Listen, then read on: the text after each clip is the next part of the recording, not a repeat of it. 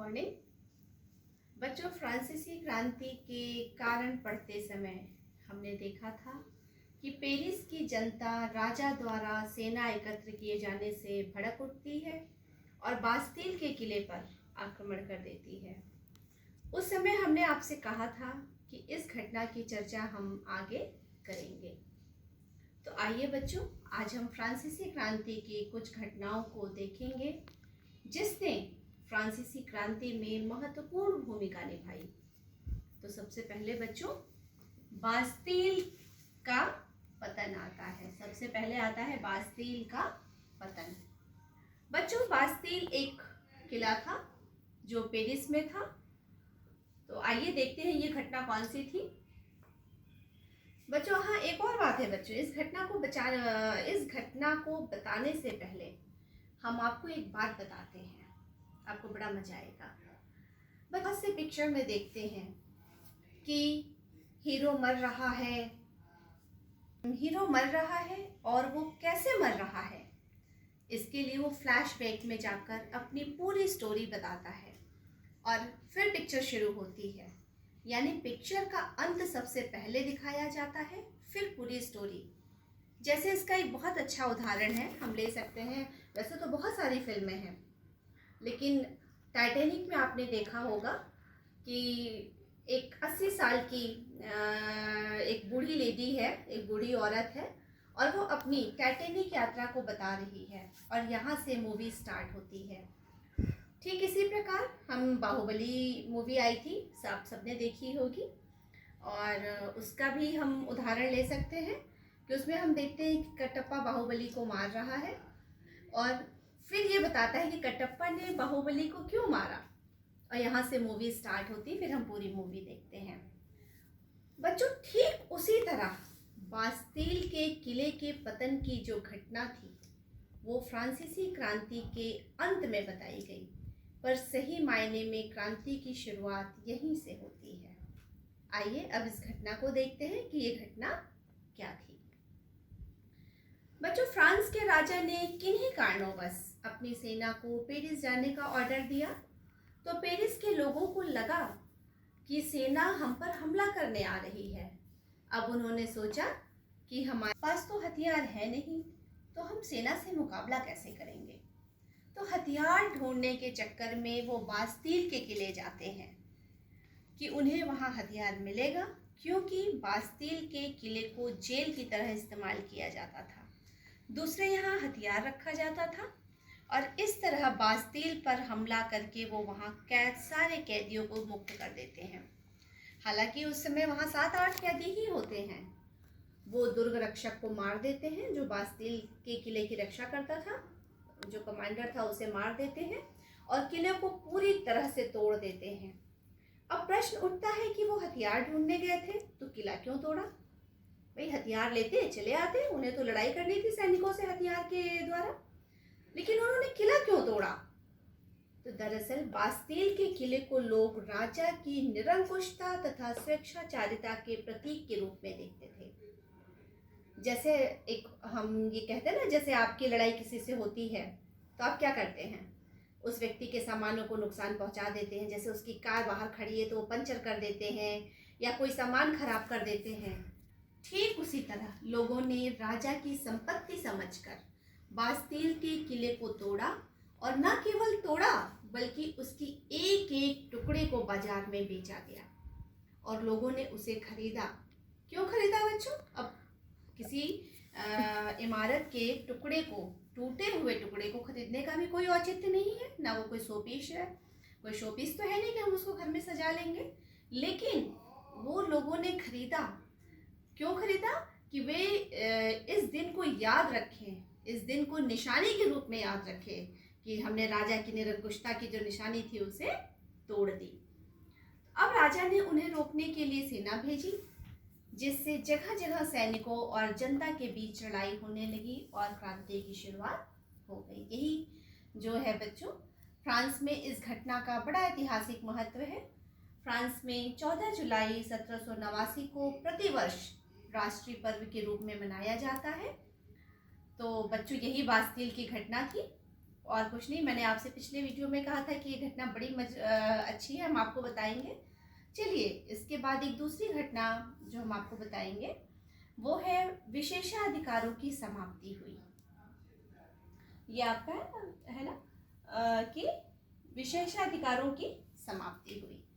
तो हम सब ने देखा था कि लुई 16 के विद्रोही प्रवृत्ति के कारण नेशनल असेंबली को मान्यता देनी पड़ी। फ्रांस में 4 अगस्त 1789 की रात को असेंबली द्वारा करों वाली तथा सामंती व्यवस्था समाप्त कर दी गई। पादरियों के विशेषाधिकार समाप्त कर दिए गए। जो आपका आता है एक और घटना, जैसे बास्तील के किले की जो घटना थी, ठीक उसी तरह एक और फेमस घटना हुई टेनिस कोर्ट की घटना। हम उस घटना को देखते हैं।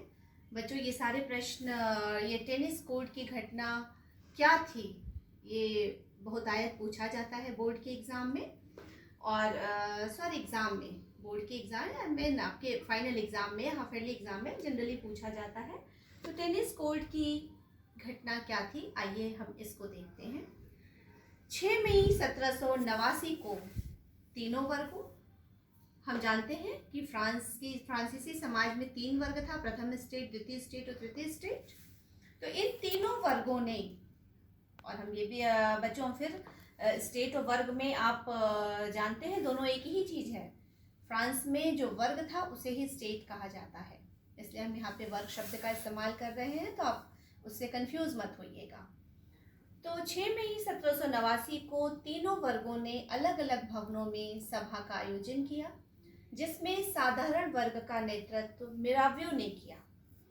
इस सभा का व्यापक असर हुआ और जिससे डरकर सामंतों, कुलीनों व पादरियों के दबाव में आकर राजा लुई 16 ने सभा भवन बंद कर दिया और सभा को रोकने का आदेश दे दिया।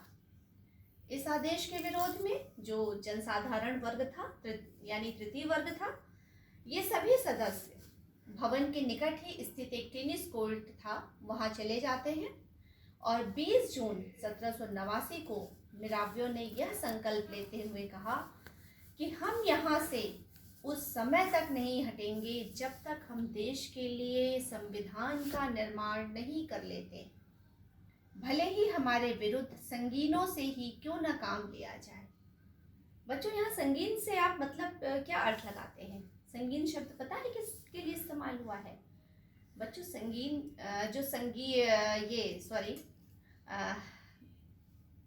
संगीन शब्द का जो इस्तेमाल हुआ है वो बंदूकों के लिए हुआ है। तो वही मिराव्यो ने कहा कि चाहे बंदूकों से ही काम क्यों न लिया जाए, लेकिन हम यहाँ से नहीं हटेंगे। इसी घटना को फ्रांस के इतिहास में टेनिस कोर्ट के शपथ के रूप में जाना जाता है, क्योंकि टेनिस कोर्ट पर खड़े होकर मिराव्यो ने ये शपथ ली थी। तो देखा बच्चों, कितना आसान है इन घटनाओं को याद रखना एक स्टोरी की तरह। बच्चों, फ्रांसीसी क्रांति में महिलाओं की भी कुछ भूमिका रही है। आइए हम उसको देखते हैं कि फ्रांसीसी क्रांति में महिलाओं की क्या भूमिका रही है। फ्रांसीसी क्रांति में महिलाओं की बहुत महत्वपूर्ण भूमिका रही है, हम तो यही कहेंगे, क्योंकि इसके फलस्वरूप फ्रांसीसी समाज में बहुत सारे बदलाव आए। चूंकि समाज की अधिकांश महिलाएं तृतीय स्टेट से संबंधित थी, जाके काम किया करती थी, सब्जी बेचा करती थी, अतः वहाँ की ज़्यादातर महिलाएं, जो तृतीय स्टेट की ज़्यादातर महिलाएं थी, वो अशिक्षित हुआ करती थी। उस समय केवल कुलीनों और धनी परिवार के बेटियों को ही कॉन्वेंट में पढ़ने की अनुमति थी, या वो पढ़ाई कर सकती थी। तो अब सरकार ने महिलाओं के जीवन में सुधार हेतु लड़कियों के लिए स्कूली शिक्षा अनिवार्य कर दिया। अब से अपनी मर्जी से वे शादी कर सकती थी। अब महिलाएं व्यावसायिक शिक्षा लेकर अपना व्यवसाय भी कर सकती थी। बच्चों, फ्रांस में महिलाओं को मत देने का अधिकार नहीं था, ये एक बड़ी बात है। बाद में वर्ष 1946 में ये अधिकार उन्हें प्राप्त हुआ। बच्चों, इस लेसन के लास्ट में एक और पार्ट रह जाता है, नेपोलियन बोनापार्ट का योगदान। फ्रांसीसी समाज में नेपोलियन बोनापार्ट का क्या योगदान है, आइए हम इस पर भी एक नज़र डालते हैं।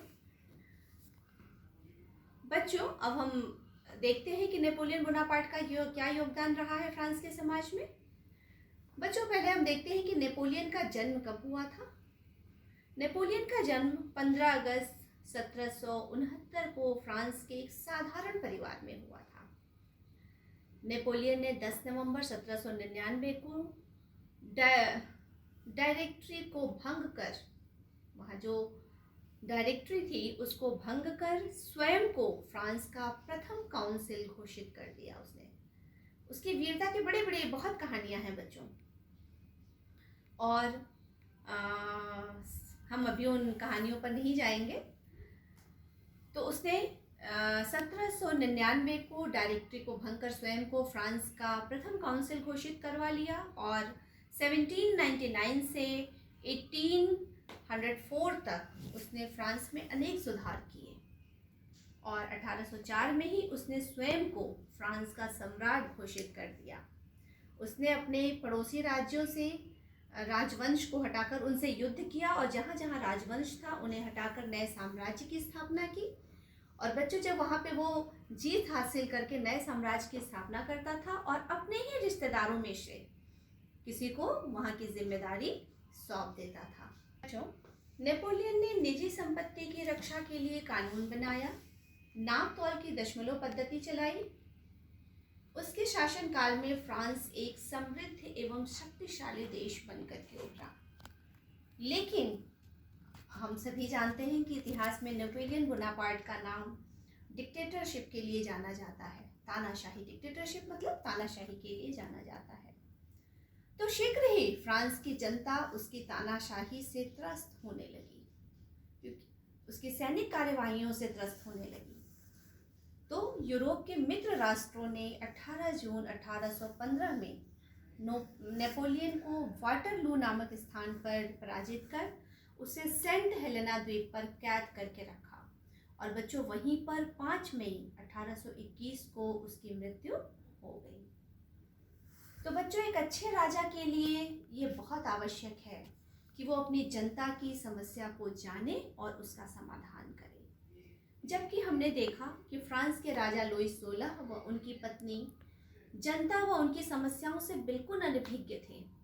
उन्हें पता ही नहीं था कि उनके समाज में, उनकी प्रजा में क्या चल रहा है।